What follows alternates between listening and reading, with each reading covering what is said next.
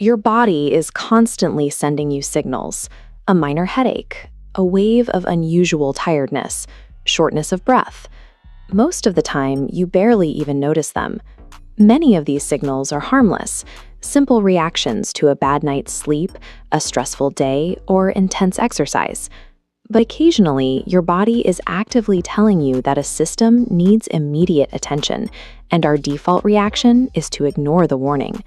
We fall into a comfortable psychological trap. We tell ourselves, "I'll feel better tomorrow," or "I just need to sleep it off." We brush off the symptoms because we lack a clear way to measure when a physical sensation crosses the line from harmless noise to a severe problem.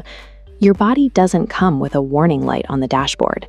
Instead, you have to rely on what we call the baseline.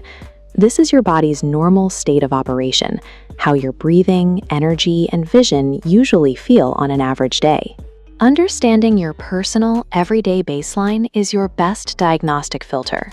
Recognizing what is normal for you is the only reliable way to separate everyday, harmless bodily noise from a life-threatening medical emergency. Think about your normal physical control. Dropping a cup because you are tired or distracted happens to everyone. A sudden, severe loss of coordination over your own limbs is entirely different. If one side of your face suddenly droops, one of your arms abruptly goes numb, or you suddenly find yourself unable to speak clearly, your brain is experiencing a critical deviation from its normal state. Medical professionals use a specific tool to identify neurological deviations: face, arms, speech, and time. But there is a critical exception. Even if stroke-like symptoms completely disappear, a temporary episode still requires urgent medical assessment. There are other sudden neurological deviations that demand that same urgency. An extremely severe headache that reaches maximum intensity almost instantly, or a sudden loss of vision, including seeing double, requires immediate attention. Neurological emergencies don't always announce themselves with severe pain. The true danger signal is often a sudden, unexplainable loss of your normal, everyday bodily functions. Getting out of breath carrying heavy boxes upstairs is an expected baseline reaction, but suddenly struggling to breathe while sitting perfectly still in a chair, doing absolutely nothing, is a dramatic mismatch. The same logic applies to your heart. A brief flash of discomfort after an awkward movement is common. Sudden, persistent chest pressure or a tight squeezing sensation that refuses to go away is a severe deviation. Evaluating these deviations requires looking at combining symptoms. If that persistent chest pressure is paired with secondary reactions like sudden sweating, nausea, or lightheadedness, the threat level elevates to a medical emergency. For your respiratory system, the specific warning signs include violent gasping, a feeling of heavy weight pressing on your chest, and the sudden inability to string enough breath together to speak normally. For your heart and lungs, the ultimate warning sign is a stark mismatch.